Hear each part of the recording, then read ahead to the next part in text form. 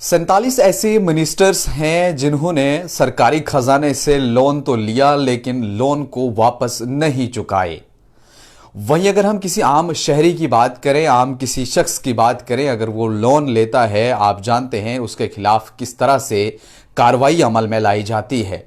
लेकिन अगर आम लोगों के लिए, आम शहरियों के लिए कानून बनते हैं, उन्हें अगर लोन प्रोवाइड किया जाता है और उसके बाद अगर वो लोन वापस नहीं बैंक को करेंगे तो बैंक उनके लिए क्या कुछ नहीं करता है। आपने इससे पहले वो अलग अलग खबरें देखी हैं, अलग अलग तरह से वो वीडियोस भी आप तक पहुंचे हैं। यहां तक भी एक खबर पिछले साल आई थी कि एक शख्स की मौत वाक़ा हो चुकी थी जब उसने लोन नहीं दिया था और उसकी रिकवरी के लिए एक बैंक मैनेजर उसके घर गया था। चलिए, ये साल 2022 का था और तब बटोत के इलाके में ये वाक़या पेश आया। वहीं आज एक खबर जो सामने आई है, डेली एक्सेलसियर जो एक मशहूर पेपर है जम्मू कश्मीर का, उसने इस खबर को शाया किया है जिसमें उसने कहा है कि जो एक्स सीएम हैं या डिप्टी सीएम हैं, उसके साथ साथ 47 फॉर्मर एमएलएज हैं जो फेल हुए हैं, नाकाम हुए हैं, उन्हें सरकारी खजानों से लोन दिया गया था, आपको मालूम होगा है वो वापस करें। और करीब करीब इसके लिए एक मुद्दत भी जो है वो सेट की गई थी कि उस मुद्दत के हिसाब से वो लोग लोन वापस करेंगे।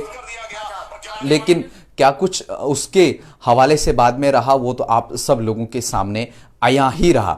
लेकिन यहीं अगर हम बात करें, इसमें बहुत से ऐसे लोग हैं जिनका नाम जो है वो सामने आया है। उसमें बहुत से ऐसे मिनिस्टर हैं, महबूबा मुफ्ती का नाम सामने आया है और भी बाली भगत का नाम सामने आया है और कई सारे ऐसे लीडर्स हैं जिनका नाम सामने आया है जो ये लोन चुका नहीं पाए हैं। करीब करीब इन्हें 5 साल का वक्त दिया गया था कि 5 साल के अंदर आपको, यानी 60 महीनों के अंदर आपने इस लोन को वापस करना था। इसमें कई लोग, इसमें मोहम्मद यूसुफ तारेगामी का नाम भी आता है, विकार रसूल वानी का नाम आता है, बाली भगत का नाम आता है, महबूबा मुफ्ती का नाम आता है, चौधरी अकरम का नाम आता है और भी बहुत सारे ऐसे लीडर्स हैं जिनका नाम इस फहरिस्त में आया है। यानी 47 है, वो तो नाम अब सभी मैं आपके सामने नहीं गिना पाऊंगा, लेकिन ये नाम जो है वो सामने आए हैं 47 से। ज्यादा जानकारी अगर आपको चाहिए तो आप डेली एक्सेलसियर की वेबसाइट पर अगर आप जाएंगे, वहां आपको पूरी डिटेल जो है आपको मिलेगी।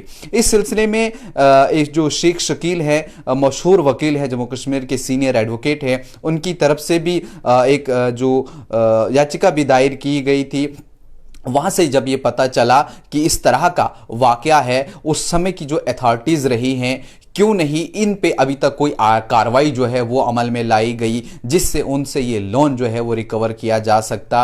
क्योंकि सरकारी खजाने को इससे करीब करीब 550 लाख का जो चूना है वो लग चुका है। यहीं अगर हम बात करते किसी आम शहरी की, किसी आम शख्स की, तो वहां कहीं ना कहीं इससे बरअक्स चीजें होती। लेकिन ये लोग कब वो लोन वापस चुकाएंगे, कब क्या वो देंगे, क्योंकि इसके लिए एक शर्त ये भी रखी गई थी कि अगर वो शख्स ओहदे से हट जाता है, यानी वो पेंशन जब वो ओहदे में नहीं रहता। आप जानते हैं कि अब बहुत सा वक्त हो गया जम्मू कश्मीर में जब इन लोगों ने लोन लिया है, अब वापस नहीं कर रहे हैं, किसी भी इनके पास जो है अभी वो ओहदा नहीं रहा है। लेकिन इसमें यह भी डायरेक्शंस दी गई थी, इनको ये भी हिदायत दिए गई। अब देखने वाली बात यह है कि क्या आने वाले कल में इन लोगों से वो रिकवरी किस तरह से होगी। लेकिन जब ये खबर आज कुछ मीडिया हाउसेस ने या अखबार ने जब शाया करे और इसके बाद पीडीपी की तरफ से एक ट्वीट भी किया गया, ट्विटर पर भी ये पोस्ट डाला गया कि उन्होंने कुछ प्रूफ वहां पर डाले कि हमने तो सूद समेत ये सब चीजें वापस करी हैं, लेकिन फिर भी हम पे क्यों इल्जाम लग रहा है, ये खबरें क्यों हम पे जो है वो चलाई जा रही हैं।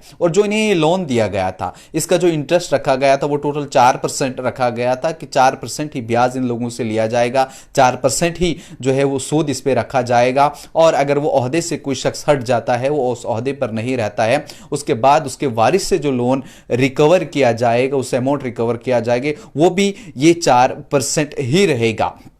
अब देखने वाली बात यह है कि क्या कल की डेट में या आने वाले कल में क्या इस रिकवरी के लिए कुछ बड़ा कदम उठाया जाएगा, इन लोगों के लिए क्या कुछ नोटिस निकाली जाएगी, या फिर आम पब्लिक की तरह ही इनको भी नोटिस भेजकर इनको डिफॉल्टर डिक्लेयर किया जाएगा। क्योंकि आप जानते हैं कि चाहे कोई भी बैंक हो, इन्हें बैंक तो नहीं देता, बल्कि सरकारी खजाने से अलग किस्म से एक रकम जो होती है वो इन्हें दी जाती है ताकि ये भी अपना घर बना सके। इसमें अलग अलग जो क्राइटेरिया रखे रखे देंगे 5 लाख का था, 10 लाख का था, 20 लाख का था, लेकिन मुझे काफ़ी सारे लोग जो हैं वो नाकाम साबित नज़र आए इस चीज़ में कि वो लोन को रिकवर नहीं कर पाए, वो वक्ती तौर अदा नहीं कर पाए। इस वक्त जो लोग हमारे साथ लाइव में जुड़े हैं, आपकी इसके ऊपर क्या राय है? क्योंकि 47 ये मिनिस्टर्स हैं, 47 ये लोग हैं जिनमें एक्सीएम भी हैं और बाकी लोग भी हैं, इनके ऊपर आप क्या राय रखते हैं? क्योंकि ये लोग वक्ती तौर की अगर हम बात करें, कौम के रहबर बने हैं, कौम के रहनुमा बने हैं,